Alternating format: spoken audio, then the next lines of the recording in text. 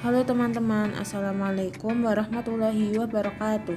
Kami dari kelompok 3 yang beranggotakan 1. Nariyamah NIM 193141139, 2. Cahyo Aji Pamungkas NIM 193141156,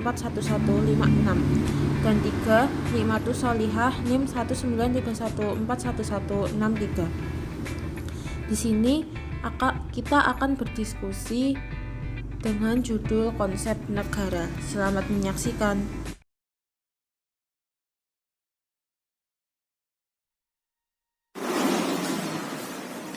Istilah negara hukum dalam sistem ketatanegaraan Indonesia telah ditegaskan dalam pasal 1 ayat 3 Undang-Undang Dasar Negara Republik Indonesia tahun 1945 yang berbunyi negara Indonesia adalah negara hukum yang ditetapkan pada tanggal 9 November tahun 2001.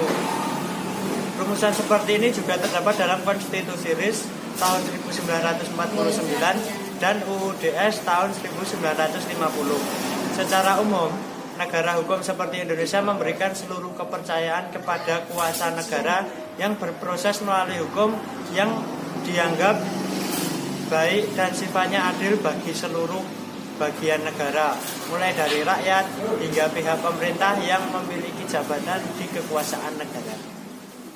Secara historis dan praktis, konsep negara hukum muncul dalam berbagai model seperti Restart, Rule of Law, Nomokrami Islam, dan beberapa konsep lain semisal konsep negara hukum Pancasila.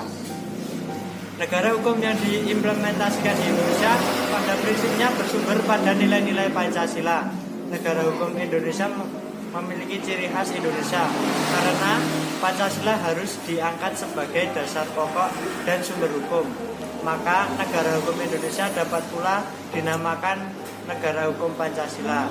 Salah satu ciri pokok dalam negara hukum Pancasila ialah adanya jaminan terhadap freedom of religion atau kebebasan beragama. Sistem hukum merupakan kesatuan yang memiliki sistem unsur-unsur interaksi satu sama lain dan bekerja sama untuk mencapai tujuan kesatuan. Sistem hukum tidak dapat kita pisahkan dari kehidupan sehari-hari.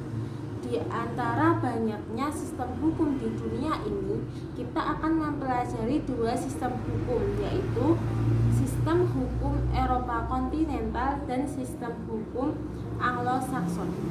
Sistem hukum Eropa kontinental yaitu sistem hukum dengan ciri-ciri adanya berbagai ketentuan-ketentuan hukum yang dikodifikasi atau dihimpun secara sistematis yang akan ditafsirkan secara lebih lanjut oleh hakim dalam penerapannya. Di negara Eropa dan di Indonesia menjadikan prinsip hukum sebagai sistem yang dijadikan dasar dan dikodifikasi di negara-negara tersebut. Sistem hukum Anglo-Sakson yaitu sistem negara yang dianut oleh beberapa negara di Amerika Serikat dan Inggris didasarkan pada jurisprudensi, yaitu keputusan-keputusan hakim terdahulu yang dijadikan dasar keputusan hakim-hakim selanjutnya. Euthanasia di negara yang menganut sistem hukum Eropa kontinental. 1. Belanda. Pada tanggal 10 April 2001, Belanda mengeluarkan undang-undang yang mengizinkan euthanasia, yaitu Wet van 12 April 2001, undang-undang yang dinyatakan efektif sejak tanggal 1 April 2002 yang menjadikan Belanda sebagai negara pertama yang melegalisirkan euthanasia di negaranya, Indonesia. Di penghujung 2004, Indonesia melayangkan permohonan euthanasia. Di Indonesia melarang euthanasia, terutama euthanasia aktif, di mana dapat dipidana selama 12 tahun penjara. Akan tetapi, dalam praktiknya tidak mudah menjerat pelaku, terutama yang banyak terjadi, yaitu euthanasia pasif. Ditinjau dari pelaksanaan euthanasia dibagi menjadi 3 bagian. Yang pertama, euthanasia euthanasia agresif atau aktif, yang kedua euthanasia non-agresif atau negatif, dan yang ketiga adalah euthanasia pasif. Euthanasia di negara yang menganut sistem hukum Anglo-Saxon. Euthanasia agresif dinyatakan ilegal di beberapa negara Amerika. Bukan berarti euthanasia merupakan perbuatan yang melanggar hukum. Akan tetapi, ada negara bagian Amerika yang hukumannya secara eksplisit mengizinkan pasien yang tidak mungkin lagi disembuhkan untuk mengakhiri hidupnya, yaitu di negara bagian Oregon. Untuk materi yang selanjutnya yaitu mengenai perumusan para juris Asia Tenggara Pasifik menurut UUD 1945 setelah amandemen.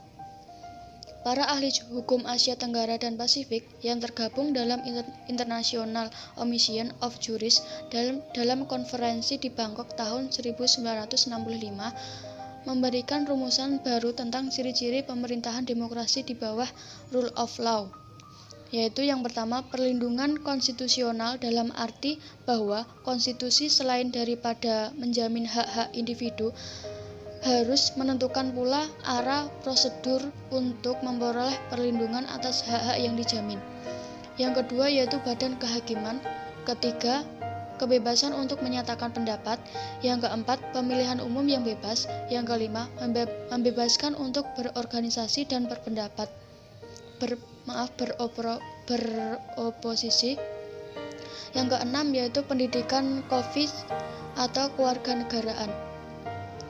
Ajaran negara hukum menempatkan hukum atas segalanya, termasuk kekuasaan. Dengan kedudukan ini, tidak boleh ada kekuasaan yang bersewenang-wenang, larbitrary power.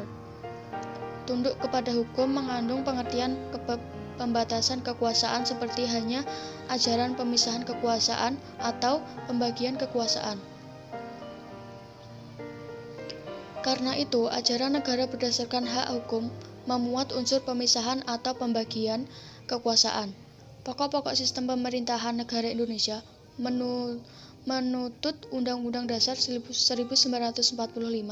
sebelum amandemen terhitung dalam penjelasan UUD 1945 tentang tujuan kunci pokok sistem pemerintahan negara tersebut sebagai 1.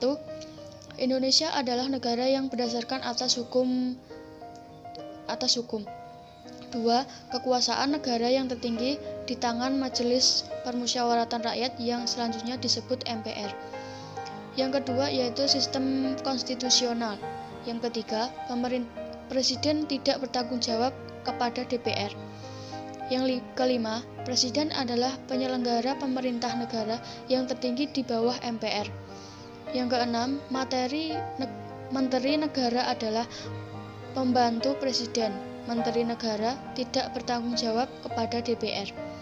Yang ketujuh atau yang terakhir yaitu kekuasaan kepala negara tidak terbatas. Berdasarkan 7 kunci pokok dalam pemerintahan tersebut, sistem pemerintahan Indonesia menurut Undang-Undang Dasar 1945 menganut sistem pemerintahan presidensial yang dimana kekuasaan presiden dapat mengandalkan seluruh penyelenggara pemerintahan sehingga mampu menciptakan pemerintah yang stabil dan solid.